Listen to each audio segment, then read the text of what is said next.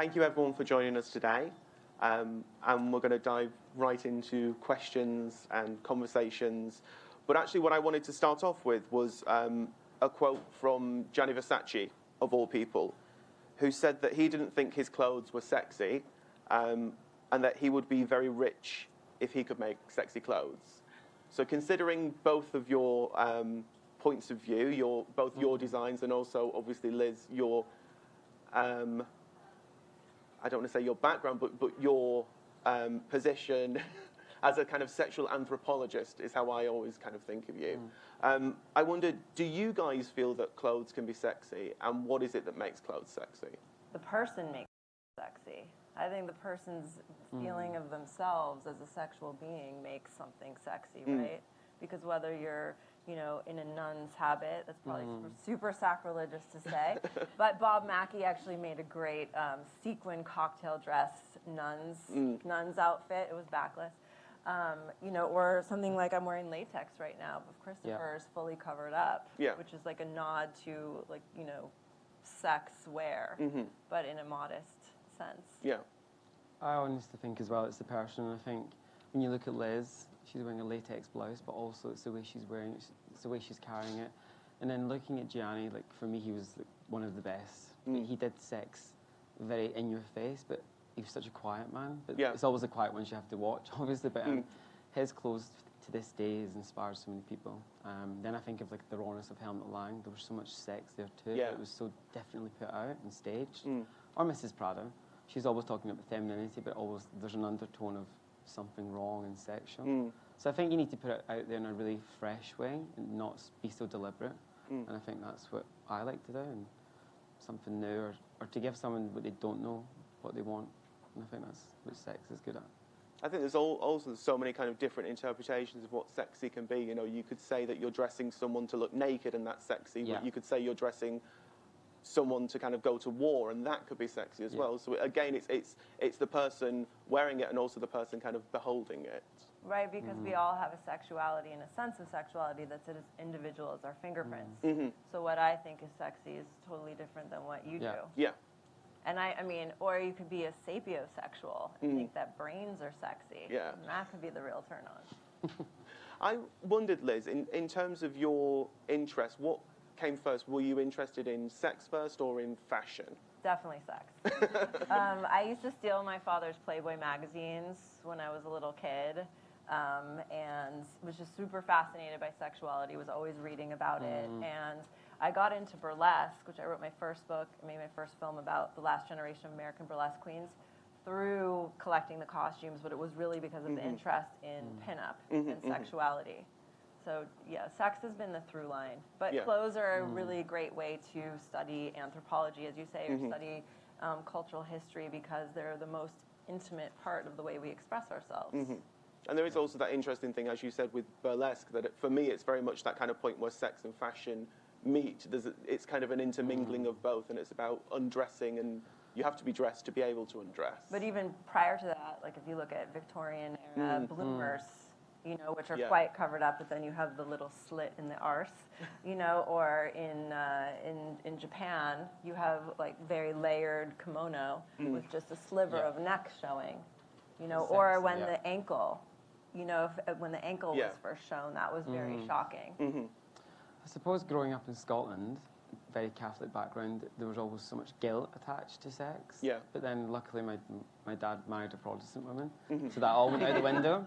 But I grew up in a very liberal background, with my mum being the spearhead, and then having two elder brothers. There was always some sort of pornographic content that my mum would kill them for, but I was never put off. I always loved it, and I was always intrigued by the naughtiness of it, but not in a pervert way. I was just obsessed by human behaviour and how interaction with men and women and how beautiful it was. I've always sought out to make it empowering and positive to talk about sex. It's never dirty, even though I was pushed into that frame of mind from a young, at 5, by a crazy grandmother who loved Jesus so much, and in some way that was her fetish.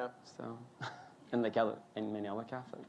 But it was interesting as well, we did a project together for another magazine that I'm the fashion features director of, and we invited Christopher to edit our document section at the back, and one of the things you chose was part of the Kinsey report, wasn't it?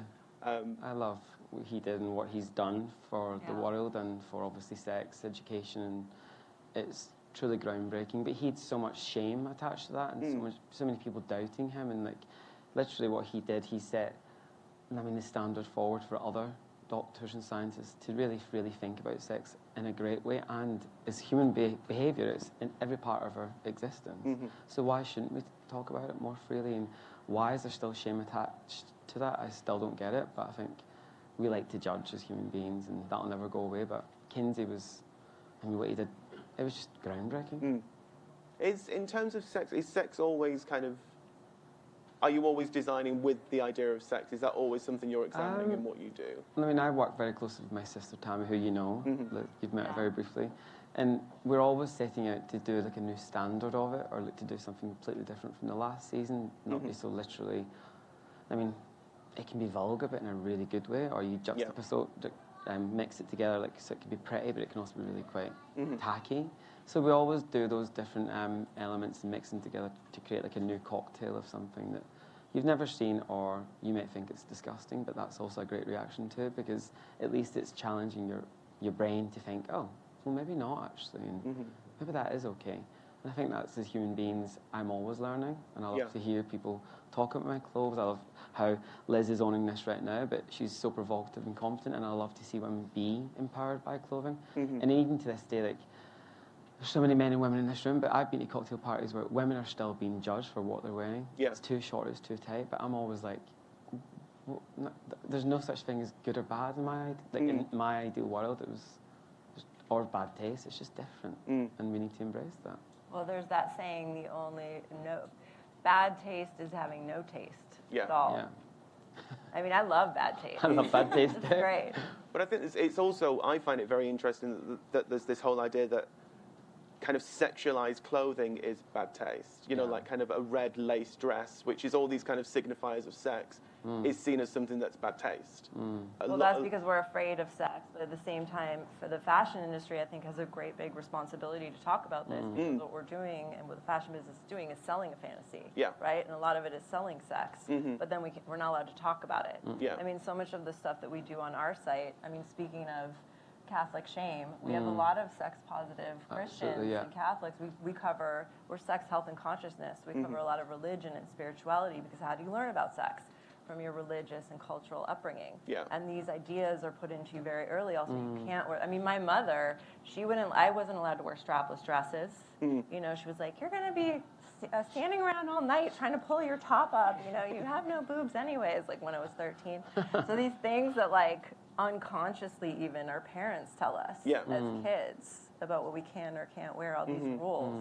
So I think we're way past that time where we should be saying to someone, you know, that's too sexualist, or that's too provocative, you can't be wearing that. But even you say that, and it's interesting, I mean, this is very kind of current moment, but there was this whole kind of thing with Helena Christensen, which I'm sure everyone's read about, which I found very interesting, because it was kind of like, you can dress sexily, but you can't dress sexily when you're beyond childbearing age, really, which was such a weird kind of... I mean, I think I think we really need to be speaking more openly about sex and aging, because we are all human beings on this planet, and from the moment that we're born until we die, we are sexual beings. It does not go away. You know, it just evolves, and I think it's patriarchal, it's old-fashioned to be reinforcing these ideas that once you're past the reproductive age, you're somehow not sexy anymore. We need to be completely redefining that, especially because when you look at men, you know, who are 50, 60 years old, they're called sex symbols. And Helena looked gorgeous. She looked amazing. She looked amazing. God bless her. But it's also that very weird kind of, you know, again, maybe kind of going into kind of Catholic guilt, this idea that sex is for procreation as opposed to something kind of pleasurable or joyful, or something like you know, for your site, you talk about it as very much part of your wellness, part of your kind of physical and mental health, you know, having kind of a healthy sex life.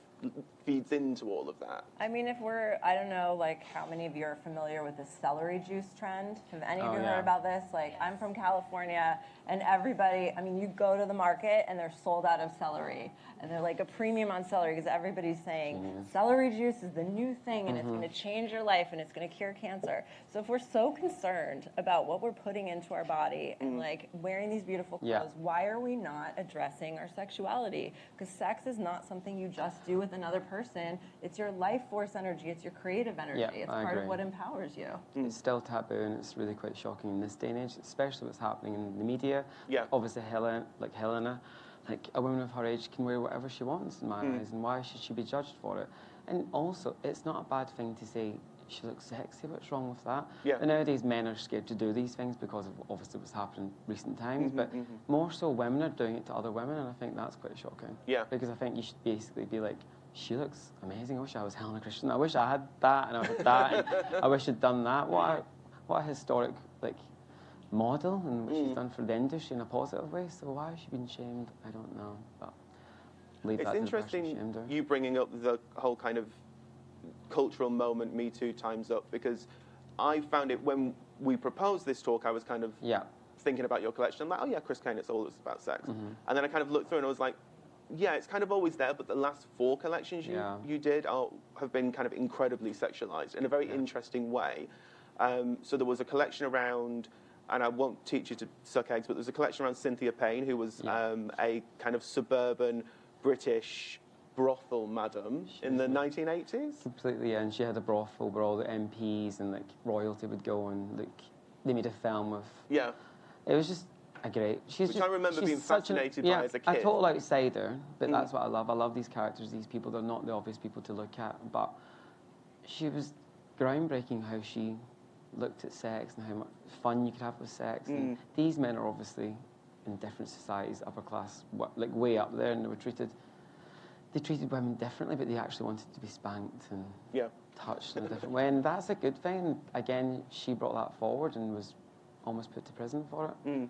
And it's that thing of I grew up Catholic, but there was naked bodies all around me and statues, and it was always there, it was always relevant, and I didn't understand that part either, but I was just told not to appreciate that, but it was in front of me. But I think the More Joy did strike a reaction, because it was obviously around the Me Too, and people were like, oh, it was deliberate, and I was like, well, not really, because the message of More Joy in the books, as you know, Liz, the 1972, it was a revelation, and Alex Comfort, the professor who wrote it, it was all about joy in the sense we should be able to talk about what has brought us here and what we're going to be doing tonight or tomorrow. It's fun, it's great. Sex is really fun if it's consensual and not harming anyone else. And but it always comes down to that. Oh, who's been harmed? You shouldn't be watching that, or whatever. It's going to affect you later on in your life. But actually, that's okay too. I mean, we are in that moment right now where all of the focus around sexuality, like in contemporary media, is about trauma and shame, harm and shame, and that taboo of it. And we do need to get back to the pleasure potential of sex, because it is a joyous, creative, beautiful, empowering. It is empowering. And again, I'm not saying that when I say that could just mean. That could mean masturbating by yourself. That could mean meditating and thinking about driving that energy up from your genitals into your crown chakra. What it can mean, whatever you want it to mean. Totally. We need to be talking about the pleasure potential of sex equally as we're defining a new paradigm around consent, around trauma, around the legislation surrounding those issues too. I know, as I said, I think of what you do as, I don't know if you would term yourself a sexual anthropologist, but I certainly think all the historical investigations you've done, it's very much along those lines for me. And when you've been looking at all of those, do you always find that sexuality is tied up with dress, with what people are wearing, with how they're expressing themselves through the clothes on? I mean, sometimes I think you can say sexuality can be tied up with, art or music or film or race or gender, with sort of anything. I think it's interesting to take the through line of fashion, and even, I think you were at a talk I did in London where we were talking about some of the things like red lipstick, for example, which I'm wearing, comes from sex workers originally. You know, platform shoes come from Venetian courtesans of the Italian Renaissance. Like a lot of the trends that we, you know, are still rocking today. Latex comes from BDSM, and actually from Macintosh, which was a British, I think it still is, a very still makes raincoats, very famous raincoats. Very famous raincoats, but like back in the day, that was synonymous. Protective wear, absolutely. Yeah, easy to clean. Super easy to clean. Depends how you take, but that's luckily very loose and loose fit, There's also, because tied in with that, I always think there's a really fantastic Vivienne Westwood quote, which you probably heard, which is that fashion is about eventually being naked. Yeah. Which I love, because it's that whole idea that, on the one hand, the idea that you're kind of emphasizing areas of kind of sexual attractiveness at any one particular moment in time, that kind of shifting erogenous zones. But also that whole idea that fashion is something that, in a lot of cases, people want to kind of break down and rip apart and, you know, find the kind of, you know, get rid of the kind of falseness and get to the truth that is the kind of naked body inside. Well, it's about possibility, fashion, right? It's about possibility, it's about reinvention. It can be about, like, oh, you look so amazing, I want to take those clothes off of you. Absolutely. But it can also be, like, for me, a lot of times, like an armor. Like protective. Protective. Yeah, absolutely. And I think the whole sense of you're wearing that coat, you love that coat. I'm wearing this T-shirt because I love it. So it's something that you love and you're going to put it in your body, and that makes you feel good, and it does something to you. And also it projects the world, what you are in some ways. Yeah. And that can be anything. It can be like you say, your red lipstick, that provokes something or a historic context. And that's a good thing, because I love history and I love to learn. Like you just said that, like that's a great thing for people who didn't know that, where it came from. Yeah. And that's why, like lace, you're talking about the red lace dress, but lace has got so many moments in history, from Queen Elizabeth to way beyond to sex workers. But people always think of the worst part, the latter. And, but what's wrong with sex work in a red lace dress? Yeah. Nothing. She looks glamorous. Yeah. I think. Have you found through your kind of anthropological work, has it changed the way you dress as well? I don't know if my anthropological work has changed the way I dress, but definitely like me coming into, when I first started out at like 18, 19, working in corporations, I felt that I had to sort of downplay my sexuality in order to be taken seriously as a woman. I was working with, you know, in corporations with a lot of men who were at least 20 years older than me, so I wore a lot of A-line things, a lot of courage, which squished my breasts. You know, and I felt like I wouldn't be taken seriously if, you know, with my boobs and the red lips. I always wear the red lips. But I was writing my first book about American burlesque queens and interviewing these women who were in their, you know, 80s and 90s at the times. And they really took me to, you know, the place of, no, your sexuality is an asset. It's not going to go away. You're still a woman. So you should own that. And then I started really using that. So I would go into a business meeting and I would think about that I had a pink bra underneath my, you know, dress with marabou feathers hanging between my cleavage. And it would give me a sense of like, well, I have something you don't have. I have a vagina. And that is very powerful. And I am going to use it in this negotiation to get what I want. You know, so I think that was more, that was more like my internal thinking and like, you know, being more comfortable with myself and my sexuality. It's interesting because I always remember reading some Baudrillard where he talked about the idea that a woman in a brightly coloured suit or brightly coloured garment becomes an object. Yeah. And, you know, that transforms her into an object that a man doesn't have, because a man can't wear a coloured suit like that. Whereas I always interpreted it in a completely different way, which is that the fact that kind of, especially when you look in politics, that someone like kind of Nancy Pelosi can go and wear a red coat in a way that a male politician never could, and can kind of seize people's attention in that way. That it's so incredibly powerful, kind of that things that we've interpreted as sexual and things that we've interpreted as feminine, you know, perhaps pejoratively, are actually ways that women can seize power, can seize control, can seize attention in a way that would kind of look ridiculous on a man. We can seize control, but then for female politicians, you know, their looks get way more dissected than what a man is wearing. So critical. The media are so critical on those women, and they're actually there to do their job, but they can do it looking good too, and that's okay. And they're shunned for like wearing a lipstick, or like, why is her hair brushed? Or you're like, what are you talking about? She gets up in the morning, she wants to feel good about going to work. Yeah. not allowed. No. Or like a mini skirt or something, but it's like beyond me, because it's like that whole Legally Blonde syndrome is still happening today, but they kick ass, which is great. I kind of touched on it a little bit before, but I'm very interested in this whole idea of kind of shifting erogenous zones, which I think very much is something that kind of fashion engendered. You know, the things that fashion exposes and the things that fashion hides and kind of focuses attention on. In terms of today, do you feel like there is a new kind of erogenous zone that people are interested in now? Is that, I mean, in both kind of perhaps an erogenous zone that you emphasize or choose not to emphasize, but also in your work, are there things that you see people kind of shifting emphasis to? I'm really excited about where a non-binary idea of looking at dress is taking us, and that the fact that there are the sort of dress rules or codes for she, her, he, they, them are being obliterated. And I'm really interested right now in gender identity in dress. I think, you know, I like looking at what a lot of people wear black in New York, right? Most of the people in the room are wearing black. But I saw this person walking down the street yesterday, and they were wearing a short, bright yellow 50s slip with a sweatshirt.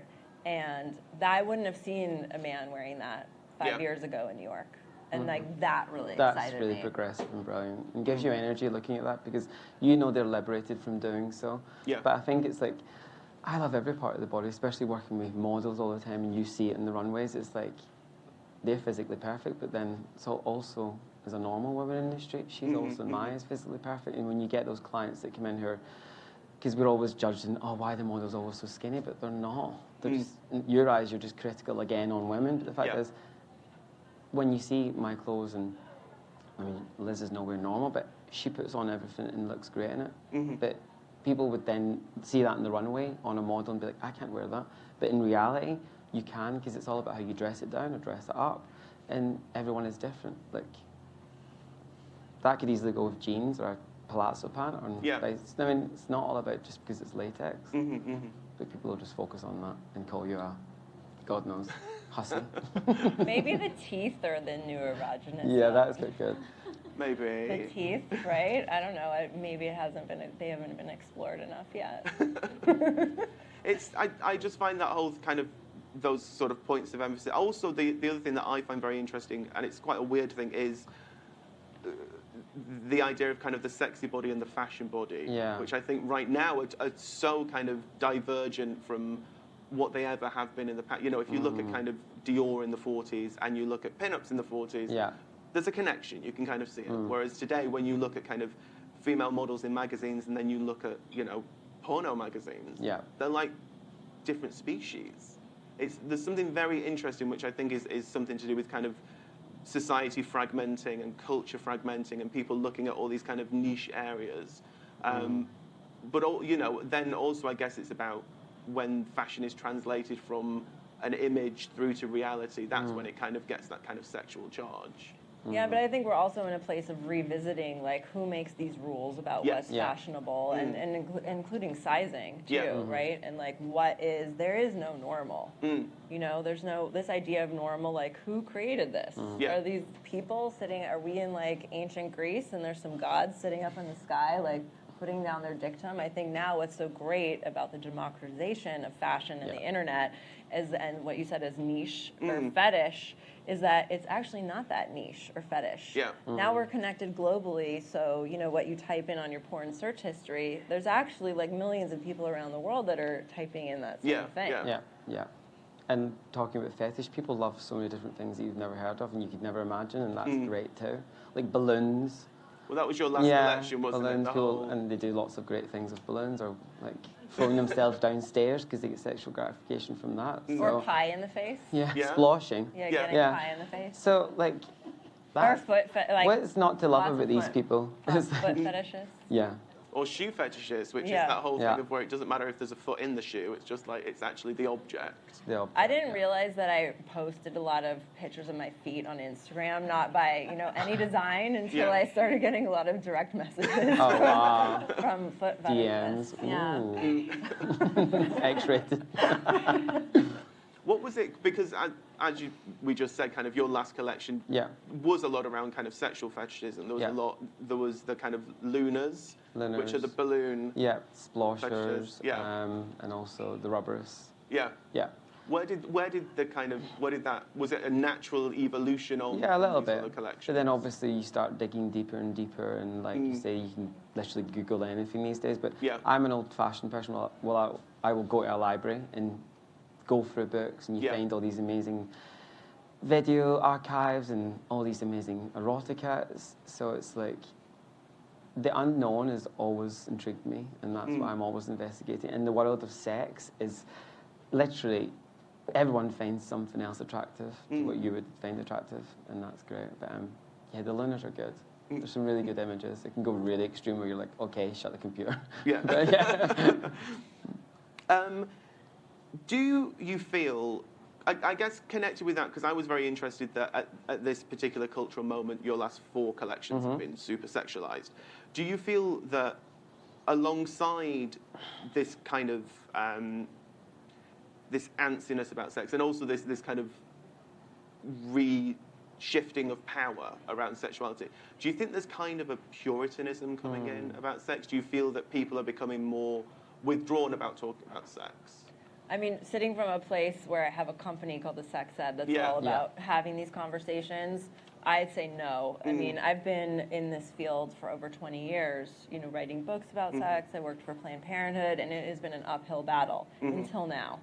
And now just the fact that we're sitting here at Frieze Art Fair in New York City and Matches Fashion is so graciously hosting this, I would say we've come a really long way to be able to talk about these subjects openly.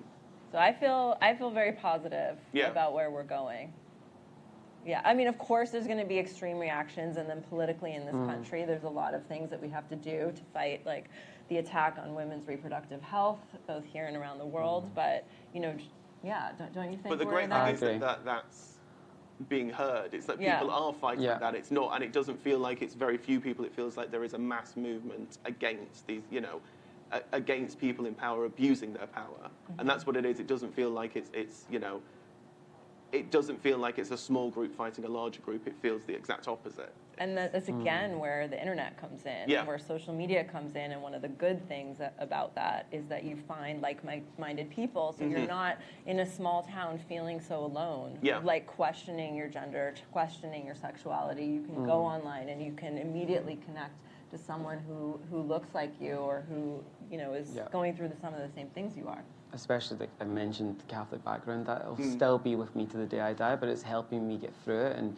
looking at clothes or looking at sex differently, but not, like, I'm not necessarily like a complete and utter pervert, but what it has done, it's definitely instilled, like, respect in there also, when it comes to talking about sex and doing sex, and not being so deliberately stupid, and not abusing power. And I think that's what you need to learn from that as well. Like, there'll always be those Puritans. They'll always judge you for doing that or saying that. And look at Helena. That's a perfect example. Yeah. A supermodel's not allowed to wear a lace basque. Give me a break. Do you feel fashion is a way to kind of empower people to embrace their sexuality? Do you think fashion can help you to do that? Do you feel it's a tool to allow people to do that, or is it something, do you have to already be kind of embracing your sexuality, having kind of sexual confidence before you can reflect in your clothes? Not at all, and I'll go back to the burlesque stuff. Like, I started out at 17 collecting burlesque costumes and looking at these old pinups because I wanted to look like those women. I wanted to, and what I saw when I looked at their photos was a sense of confidence and empowerment, and I wanted that. And actually, I realized after trying on the garments that the clothes did not make the woman. Yeah. Right? You can, like, walk a mile in another man's shoes, but it wasn't, the clothes were not enough, but they were like a start. They were a way for me to kind of play with it, which I think fashion does allow, like a way to experiment with, like, what is trying on this. Kind of a gateway to a different sense of yourself. Yeah, absolutely. Exactly. Yeah. I agree. Like, I mentioned Helmut Lang, watching those shows at 8 years old, 9 years old, I was literally blown away. I didn't know what it was, but I just knew there was so much rawness and the sexual energy in those shows, and I just wanted to be that model. I wanted to feel that. And then growing up in Scotland, you were never like, you showed that to my mum, she'd be like, oh, I like that. You'd be like shocked that she liked the harness. I'm like, all right, mum. But it's that thing, you just don't know till you ask, and it's okay to ask, and it's okay to investigate. And I think, like Liz says, I'd love to see those costumes, by the way. But I think you just need to stop judging yourself and just go for it and have fun. And I think it's 2019, and clothes are there to be colourful, beautiful, or not be, and that's also great too.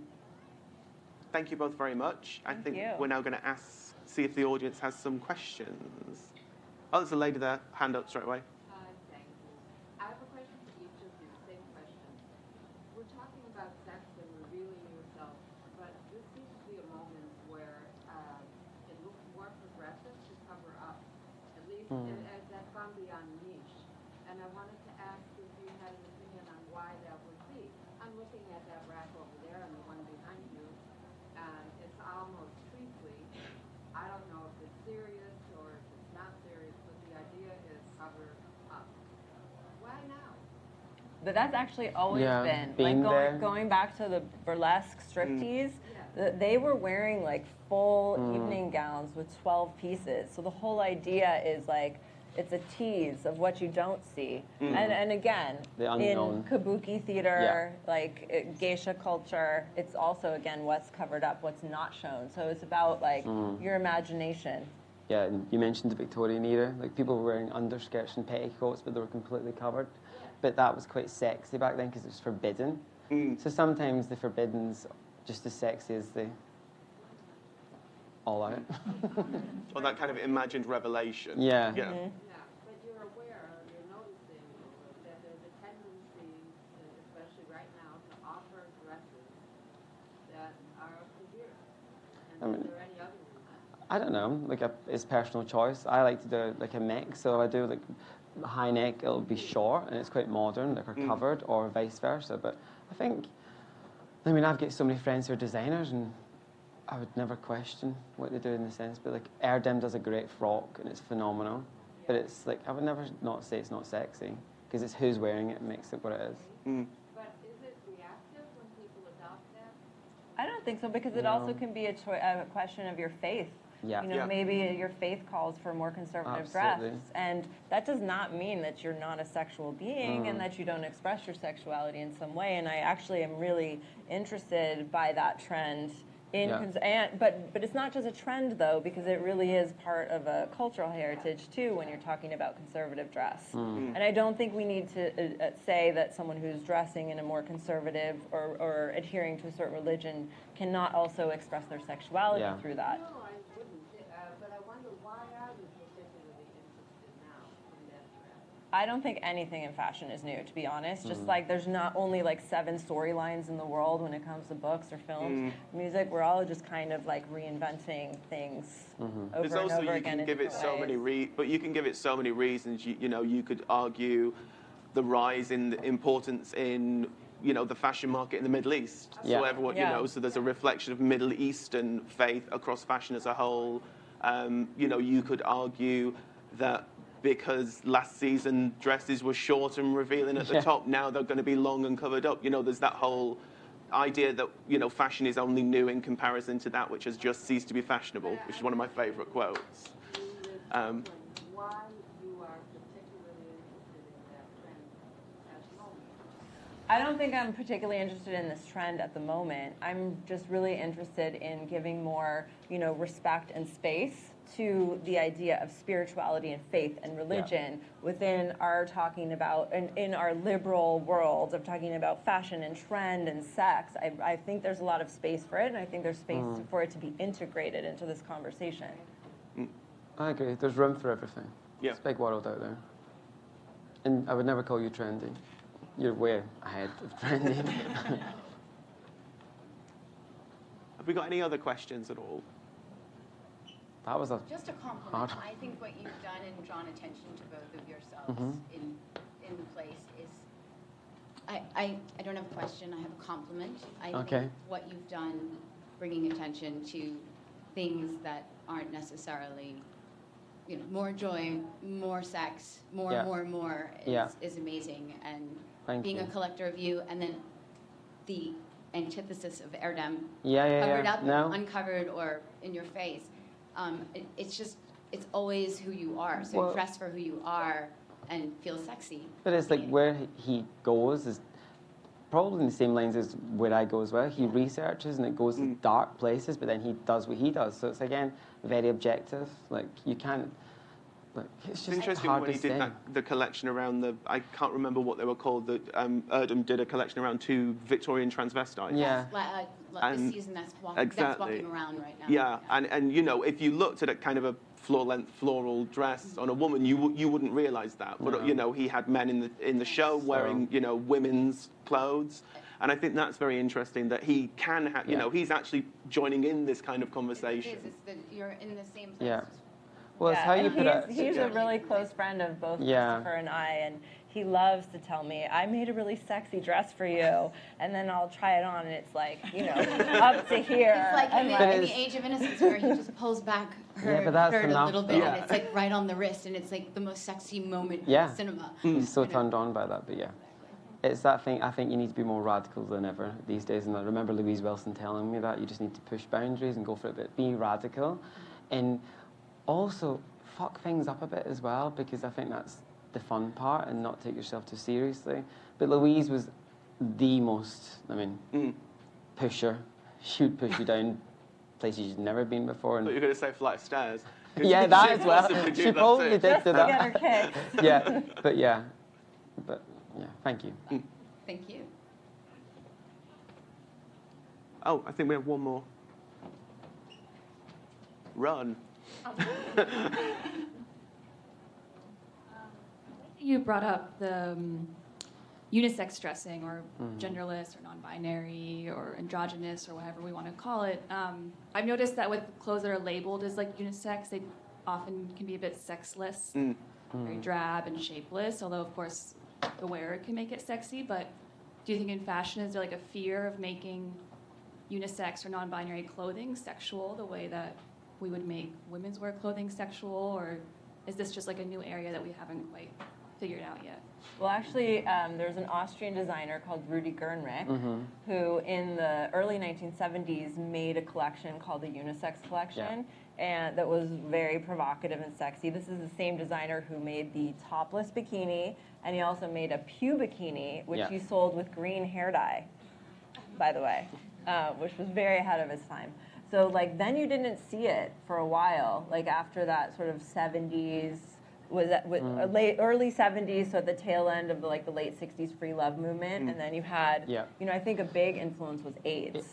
AIDS coming in, and fear, and sex equaling death, which was like the messaging we got. So now we're in this great space right now where, there are a lot of designers experimenting with non-binary clothing and, what that means. So I think, and I think those subcultures that you talk about, the rock, the punk, the goth, they've been doing it for decades. We're just catching up in some respects, but it's always existed for me. Like when you look back to those rock stars, those groupies, those punks, those underground club kids, it was always there, and it was always like where it was like we went to St. Martin's and we saw it, and it was like you wanted to be a part of it.